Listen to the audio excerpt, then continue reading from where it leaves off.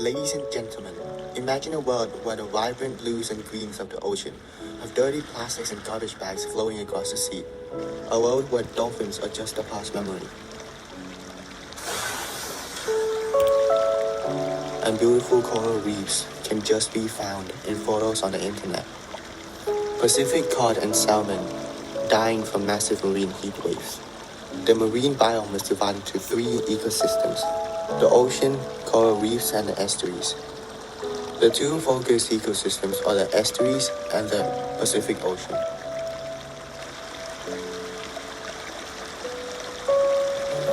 The estuarine environments are among the most productive on Earth, and it also acts as a protective buffer. According to the National Oceanic and Atmospheric Administration, the estuaries and their surrounding wetlands are bodies of water usually found at the place where the rivers meets the wide sea. This place is a habitat for unique plants and animals that have adapted to brackish water.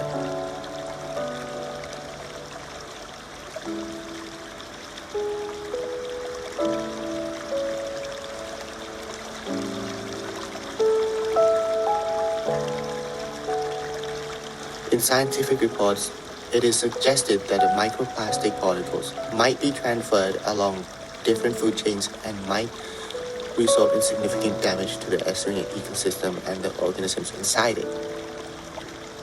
In the North Pacific Ocean, there's a terrible place on Earth called the Great Pacific Garbage Patch. This is formed by the ocean currents and a few gyres that leads to the north. However, it is mostly created by us humans and the factories because most of the garbage found is debris and plastics. Once plastics or trash is in general are miles and miles under the ocean, they never ever go away. Even if these trash are decomposed and turned into little pieces, there are even more tiny things called microplastics. These microplastics are still plastics, and no matter what happens to it, they still exist and hunt down innocent marine animals. Scientists say that over 1,000 turtles have been found tangled in plastic and lost fishing gear per year.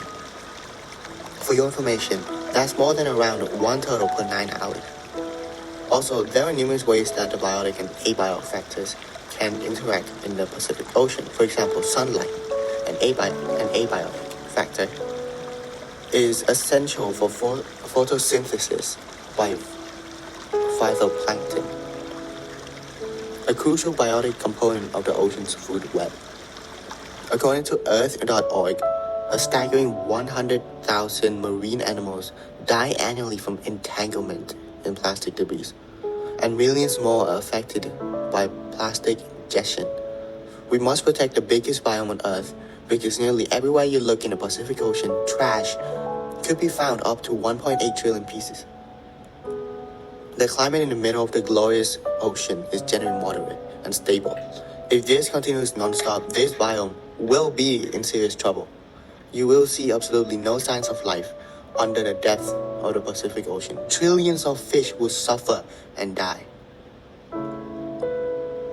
In the WasteWise app, there is the Ocean Cleanup Project. This project is aimed to collect the leftover trash and debris in the Great Pacific Garbage Patch.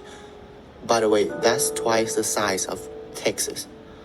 In 2017, the Ocean Cleanup Project aims for a 50% reduction in plastics litter.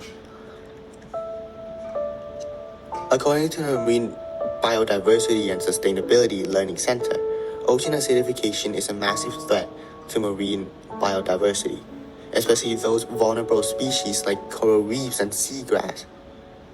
Climate change is also a critical problem right now due to the increase of global temperatures.